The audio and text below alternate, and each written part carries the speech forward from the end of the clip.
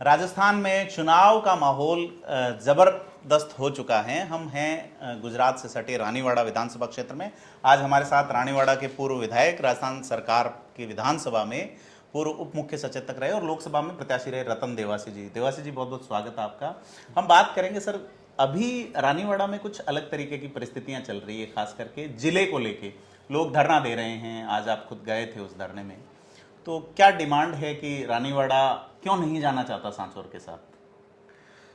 देखिए, जब से बजट के अंदर जी जिला अनाउंस हुआ जी अनाउंस होने के बाद में जहाँ जहाँ कोई भी आपत्तियाँ थी कि हमको इसमें नहीं जुड़ना है, उसको लेकर विभिन्न स्तर पर सरकार के, भले वो राजस्व मंत्री के स्तर पे हो, जिला कलेक्टर के स्तर पे हो, एसडीओ के स्तर पे हो, या फिर वो राम लुबाया जी की कमेटी के स्तर पे हो, सभी लोगों ने अपने अपने प्रतिवेदन दिए और अपनी अपनी बातें कही। जी उस समय भीनमाल को जिला बनाने के लिए और अंततः उसको जिले में अगर नहीं बनता है तो उसको जालोर में उस कस्बे को यथावत रखने के लिए बात चली। जी तो राम लुबाया जी की कमेटी के सामने वो बात गई, डेलीगेशन मुख्यमंत्री जी को भी मिला, सभी लोगों को मिला।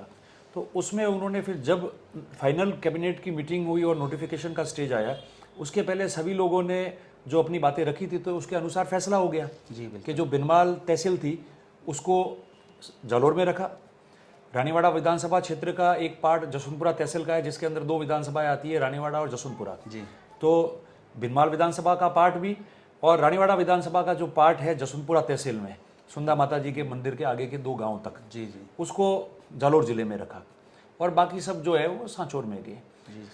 रानीवाड़ा में से किसी ने ज्ञापन जरूर दिया होगा अपने स्तर पे 1-2, मगर जिस रूप में पैरवी करनी चाहिए थी, अपनी बात पहुंचानी चाहिए थी, उस रूप में इस तहसील से कोई मांग ही नहीं गई थी उस समय। तो आपके ये ध्यान में नहीं आई चीज़ पहले, मतलब एज ए? देखिए, स्वाभाविक है कि जब कोई जनरल मास में से, जिसमें विभिन्न जातियों धर्मों के लोग रह रहे हैं, जिनमें व्यापारी रह रहे हैं और वो सारे लोग रह रहे हैं, तो वो लोग जब उन्होंने अपनी बात नहीं रखी है तो कोई भी लीडरशिप हो, किसी भी पार्टी की हो, कोई भी जनप्रतिनिधि है, वो उस बात को आगे कैसे पहुंचाएगा?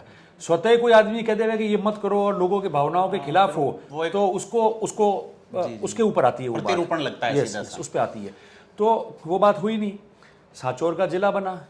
हम आज भी कह रहे हैं, मैं मेरे व्यक्तिगत स्तर पे भी बात कर रहा हूँ कि जिन लोगों को जिला मिला है और वहाँ के निवासी जिनको जिला मिला और वो खुश है, तो वो उनके लिए तो उनके इमोशंस और सेंटिमेंट से जुड़ी हुई बात है। तो निश्चित तौर पे कि अगर वो जिला बना है बॉर्डर पे, तो उसका हम भी स्वागत करते हैं। जी जी अब चूंकि 7 तारीख को अगस्त को, जिस दिन जिले की स्थापना थी और राजस्थान के 19 जिलों में कार्यक्रम हुआ उस दिन, उसके पश्चात जब वो लक्ष्मण देवासी वाला हत्याकांड हुआ, उसके बाद में ये स्थितियां एकदम से उत्पन्न हुई हैं। तो लोगों के मन में अलग अलग प्रकार के विचार है। सर, एक मैं यहाँ रोकना चाहूँगा आपको। लक्ष्मण देवासी का जो हत्याकांड हुआ, इसमें ऐसा लगता है 2 जातियों के बीच खाई आ रही है, 2 जाति या 2 वर्ग जिसको कह सकते हैं अपन, जबकि क्रिमिनल की कोई वो नहीं है, ऐसा आप भी लोग, लेजिस्लेटर लोग कहते हैं। मैंने हर जगह ये बात कही है, जो आपके सामने भी कह रहा हूँ जी, कि कोई भी अपराध करता है उसको किसी जाति से व्यक्ति को नहीं जोड़ना चाहिए, वरना जिस सामाजिक जीवन में हम लोग रह रहे हैं, जिस तरीके से हम रह रहे हैं, वो वातावरण ठीक नहीं रहता है। दूसरी बात कि जो भी हत्याकांड हुई, जिस व्यक्ति ने ये किया, कानून उसका काम कर रहा है जी। और सब लोग गंभीर थे कि कोई जातियों के बीच में खाई नहीं पड़े, किसी को ये महसूस नहीं हो किसी भी जाति को लेकर। तो आप देखो, राजस्थान में इतने इश्यूज हुए और ये हत्याकांड हुआ, दूसरे दिन 20,000 लोग इकट्ठे हुए, बॉर्डर गुजरात से भी लोग आए, कहीं 1% किसी प्रकार की कोई तोड़फोड़ नहीं हुई, जनहानि नहीं हुई, माल हानि नहीं हुई और किसी प्रकार की अननेसेसरी की नौकरी पैसे से लेके कोई डिमांड नहीं रखी। सिर्फ बात ये रखी कि जो व्यापारी आज सांचौर, रानीवाड़ा, अहमदाबाद, बॉम्बे बंद करके बैठा है जी, और आज के दिन पूरा मार्केट बंद है। बॉम्बे में हमारा सबसे बड़ा एशिया का मार्केट है, मेटल मार्केट है, वो बंद रहा उस दिन। ऑर्डर में पूरा मार्केट बंद रहा अहमदाबाद में। तो ये लोगों की भावना है, तो हमको वो बात करनी चाहिए कि लोग चाह रहे हैं कि इस प्रकार की कोई भी चीज़ दोहराई नहीं जाए और हमारी जो हम लोग यहाँ रहते हैं उनकी सिक्योरिटी की बात की जाए और कैसे रहेंगे वही बात करके, और सब लोगों ने धरना उठाया और पुलिस ने कार्रवाई की। तो जो अपराधी है उसकी कोई जात नहीं है, वो पकड़ा जाएगा और चल रहा है। जो भी अच्छे लोग हैं दोनों समाजों के, सीनियर लोग, आज की भी मैं बात बताऊं आपको, सभी लोगों ने मिलकर मीटिंग करके भी ये बात कही कि अपराधियों के साथ हम है नहीं, क्या चुनाव हमारे कोई प्रभावित डिफरेंसेस होगा इससे आपको नहीं, कोई प्रभावित नहीं होगा। ऐसा माहौल लोग बता रहे हैं कि इसको पॉलिटिसाइज करने की कोशिश कुछ लोग कर रहे हैं। इसमें दो बातें हैं कि किसी भी समाज का व्यक्ति हो जो सोशल मीडिया पे अगर इस बात को लेकर अगर गलत टीका टिप्पणी करता है तो वो उसकी भूल है, उसको नहीं करना चाहिए, क्योंकि ये समाजों से बंधी हुई बात नहीं ये है। तो आपस में साथ रहे, लॉ एंड ऑर्डर सब साथ रहे, इनके क्या हुआ, कोई गलत भी था तो कानून अपना काम करेगा। मगर बात इतनी सी थी कि किसी भी व्यक्ति की किसी से जान नहीं ली जाती है, एक दूसरे का बैर भी हो सकता है, लड़ाइयाँ भी हो सकती है, कानून में मुकदमे भी दर्ज होंगे, तो वो तो कानून को देखना है ना, किसको क्या सजा देनी है या क्या जांच करनी है। पर हत्या करना वो कोई भी नहीं कहेगा कि ये हुआ, ठीक है। दूसरी बात, जितने सीनियर नेता है विश्नोई समाज के, आज भी कई पत्रकार वहाँ थे, उनके सामने बुजुर्ग लोगों ने 85 साल से लेकर और 25 साल के नौजवान तक ने ये बात कही है, वहाँ इकट्ठे होकर बात कही है सबको कि हम सब एक है, हम लोग अच्छी तरह से काम कर रहे हैं। एक दो व्यक्ति कोई अगर गलत टिप्पणी कर रहे हैं, हम पहले से तो यहाँ रहते हैं और आगे भी साथ रहेंगे, कोई ऐसी इशू नहीं है। और जो गलत टीका टिप्पणी कर रहा है वो बिना समाज के पूछे कर रहा है, जो भी अपने स्तर पे कोई कार्रवाई कर रहा है वो बिना मास उस समाज का है, माहौल तो उसको इससे थोड़ा करना। तो मैं समझता हूँ पहले निश्चित तौर पे ऐसा होता है कि कभी कोई ऐसा मामला होता है तो 5, 7, 10 दिन तक माहौल ऐसा गरमाया हुआ रहता है, पर पहली बार ऐसा हुआ कि 10-12 दिन में भी किसी प्रकार की कोई अन्य हानि नहीं हुई और माहौल शांत हुआ। आज भी सब लोग साथ में बैठे, प्रेम से बैठेंगे।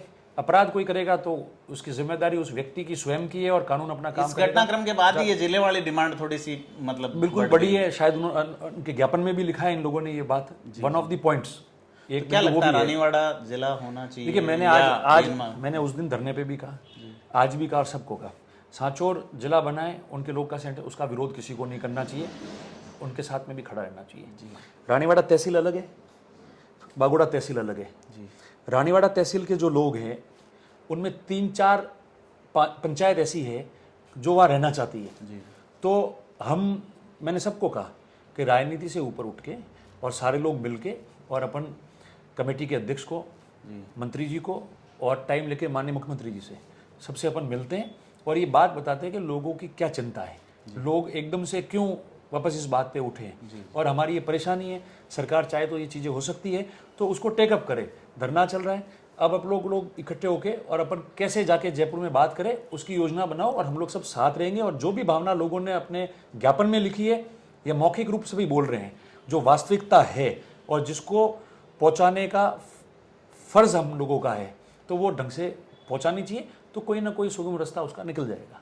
थैंक यू रतन जी। तो ये रतन देवासी जी हैं, युवा नेता हैं और जोधपुर संभाग में मूल ओबीसी को पहचान, जो देवासी समाज है खास करके, उसकी पहचान के प्रतीक के रूप में पहचाने जाते रहे हैं। आप 2003 से चुनाव लड़ रहे हैं, 8 में आप विधायक बने थे और 2019 में 18 तक आपने लगातार विधानसभा का चुनाव लड़ा और 19 में आप लोकसभा के यहाँ प्रत्याशी रहे और पिछले कई चुनावों में आपने काफ़ी मार्जिनल वोटों का जो अंतर बीजेपी से रहा है वो पाटने में सफलता हासिल की। आपको पता है कि चुनाव कैसे लड़ा जाता है, तो एक पॉलिटिकल सवाल, क्या कांग्रेस इस बार बेसिक कंसेप्ट क्या रहेगा चुनाव लड़ने का?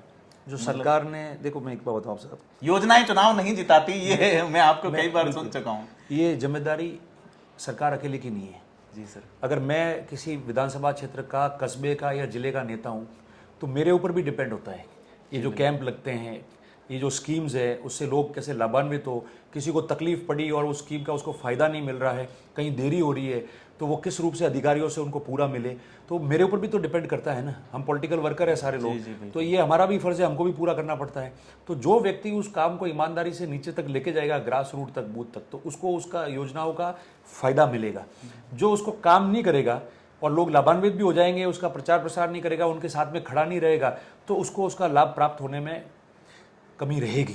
पर तो मैं कह रहा हूं, योजनाओं से चुनाव जीतेंगे क्या आप सिर्फ योजनाओं से? योजना वन ऑफ द पॉइंट है। चुनाव जीतने के कई तरीके होते हैं, बूथ मैनेजमेंट भी होता है, सामाजिक समीकरण भी होता है। बहुत से अच्छे नेता है, आपने देखे होंगे, आपका पत्रकारिता जीवन बहुत लंबा रहा है, बहुत से अच्छे नेता है जिनका सफर लंबा रहा है, वो चुनाव नहीं जीत पाए, पर वो अपने एरिए में 3600 कौम में, अपनी जातियों में और अपने इलाके में आइडल रहे हैं। जी बिल्कुल। तो वो लोग भी तो काम कर रहे हैं ना।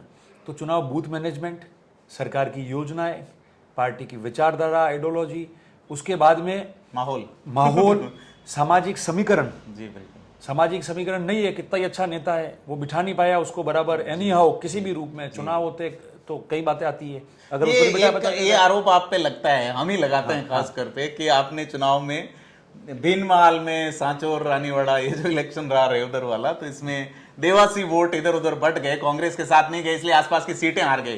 क्लियरली आप पे इस तरह से ऐसा नहीं है प्रदीप जी। मैं बताऊँ, मूलतः पहले मैं जब 2003 में चुनाव लड़ा तो मैं पहला व्यक्ति था जो देवासी समाज से आज़ाद राजस्थान के बाद चुनाव लड़ा, जिसको टिकट दिया किसी नेशनल पार्टी ने। बट नेचुरल धार्मिक पशुपालक कौम रही है तो उनका ज़्यादा अफेक्शन ज़्यादा बीजेपी की तरफ था। Exactly. कुछ इलाके में 20%, 30%, 40% कांग्रेस के साथ मतलब ये कहा जाता है रतन देवासी एक पशुपालक कौम में पॉलिटिकल मैच्योरिटी लेके आए। तो वो हुआ जी। अब होता क्या है कि मेरा भी काम ये है कि किस रूप में वो, अगर मैं यहाँ का लीडर हूँ और कांग्रेस में जिम्मेदारी संभाल रहा हूँ, तो कितने ज़्यादा कांग्रेस पार्टी से जुड़े और कैसे जुड़े और हर इलाके में जुड़े।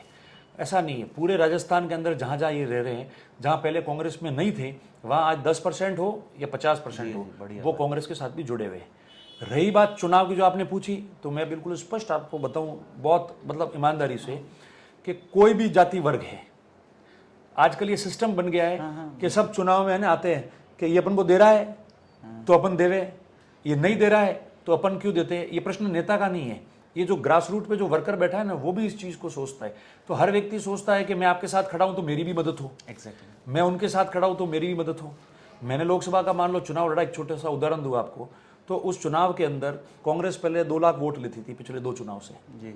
18% वोट कांग्रेस को आता था। मैं ये चुनाव लड़ा तो कांग्रेस का 38% वोट हुआ। 5 लाख के बाहर मैंने वोट प्राप्त किए। जो कांग्रेस के उम्मीदवार 25 जो राजस्थान में लड़े, उनमें पहले 5 में मैं था जी। जो 2.5 लाख के अंतर में हारे और 5 लाख के ऊपर वोट लिए और 30% के ऊपर वोट लिए जिन लोगों ने। तो इतना बड़ा मार्जिन हुआ है। तो क्यों आया कि वर्कर जो जहाँ बैठा था उसने अपने हिसाब से काम किया, और काम किया जब जाके उसके कॉन्फिडेंस से गांव में लोगों ने उसकी बात मान के वोट कास्ट किया, तब जाके तो हम आगे आए। तो ये बिल्कुल स्पष्ट है कि राजस्थान की राजनीति जाति आधार पे भी है जी। हर स्टेट में हम देख रहे हैं, कर्नाटक में चुनाव गया, बिल्कुल हाई में कास्ट स्टेज पे सब जगह हो चुका है। बात इतनी है कि हम हमारे जो लोग भी सोचने लगे, ईमानदारी रखें। बिल्कुल, अब लोग भी सोचने लगे, हम ईमानदारी रखें। अगर मैं किसी के साथ में कमिटेड हूँ पार्टी में, तो मेरा सफल प्रयास रहना चाहिए हर समय कि मेरा कमिटमेंट उसके साथ में पूरा हो। तो सेम वाइस वर्सा है कि वो भी उस कमिटमेंट को पूरा करे, बस फर्क इसी से होता है। एक आपकी पार्टी ने एक नवाचार किया, हालांकि पहले भी ये सिस्टम लागू था, रिसिप्ट देने वाला प्रत्याशियों को आवेदन जो कर रहे हैं आपके पर्यवेक्षक के सामने। तो आज हमने देखा 20-21 आवेदन आए हैं, तो उसमें ये लोग कहते थे कि हमारे आवेदन कचरे के डिब्बे में डाल देते हैं प्रभावशालियों के आवेदन जाते हैं। जो बायोडाटा देता है ना जी, उस कार्यकर्ता की भावना होती है उसके अंदर जी। वो देता है लिख के कि मैंने इन पदों पे काम किया और मुझे मौका मिलना चाहिए एमएलए का चुनाव लड़ने के लिए। और जो व्यक्ति देता है ना, उसको ये भी पता है कि मेरे से 19 कौन है और मेरे से 20 कौन है, मगर आप उसकी भावना को तो रोक नहीं सकते। आखिर में चुनाव में उन सबको मिलकर ही चुनाव लड़ना है और काम लेना है, तो किसी को रोकना भी नहीं चाहिए, उसको देना चाहिए। पहली बात डेमोक्रेटिक सिस्टम कांग्रेस में यही। ब्लॉक का सिस्टम पहले से चलाया है, डीसीसी का, ब्लॉक का, पीसीसी का, पीईसी का, फिर उसके बाद में आगे। बीच में एक दौर ऐसा आया था जब ऑब्जर्वर्स आते थे तो ऑब्जर्वर को दे देते थे, ब्लॉक अध्यक्ष उनके साथ रहते थे और ऑब्जर्वर अपना बायोडाटा लेने के बाद में उसको आगे परस्यू करते थे और देना था वहाँ देते थे। इस बार कांग्रेस ने चूंकि ब्लॉक अध्यक्ष काम संभालता है तो उनको दिया कि भैया ब्लॉक अध्यक्ष को पहले दे दो, ब्लॉक अध्यक्ष जिला कांग्रेस को दे देंगे। पीईसी की जो टीम है, जो मेंबर्स है प्रदेश इलेक्शन कमेटी के, उनमें 2-2 मेंबरों को अलग अलग जिले दे दिए हैं। वो जिले में आएंगे, अभी आ रहे हैं जी, प्रोग्राम भी आ चुका है सबका। तो वो आने के बाद में ये सारे आवेदन ले लेंगे और लेके फिर प्रदेश इलेक्शन कमेटी में चर्चा हो जाएगी। नहीं, वो रिसिप्ट वाली बात मैं कर रहा हूँ। हाँ, तो पहले क्या था कि पहले भी होता था कि कोई कॉपी 2 लेके आता था तो वो रिसीव लेके जाता था कि मैंने आपको दिया, क्योंकि हम लोकतंत्र में है, राजनीति में है, तो कहीं ना कहीं अविश्वास ही होता है। तो वो लोग सोचते हैं कि यार मैंने दिया है, क्या मालूम ये उसका आदमी है और कल कहते मैंने दिया ही नहीं। तो उस कार्यकर्ता के पास रिसिप्ट रहती है। लास्ट तक रिस्पॉन्सिबिलिटी तय होती है समस्त पदाधिकारियों की कि मेरे को बायोडाटा आया हुआ है इसका। तो अच्छा सिस्टम है, पारदर्शी सिस्टम है, ट्रांसपेरेंसी रहेगी तो अच्छी बात है। तो ट्रांसपेरेंसी रही, अगर नहीं देता, कोई नहीं कहता, तो आज ये भी तो कोई कार्यकर्ता कहता मैंने दिया है और ये ना कह रहा है जी, बिल्कुल आज वो गारंटेड हो गया कि मुझे दिया है। तो ये सब भावनाओं को के अनुसार उसकी रिस्पेक्ट करने वाली बात है। तो अच्छा सिस्टम है, ये करना चाहिए, सारा बात आ गई है। तो रतन देवासी जी से आज लंबी बात हुई, युवा हैं और हम आपको शुभकामनाएं देते हैं। चुनावी माहौल तय हो चुका है, आगे हम आपसे जयपुर में मिलेंगे एक लंबी बातचीत के लिए। थिंक 360 के लिए कैमरा पर्सन तरुण के साथ प्रदीप रानीवाड़ा से।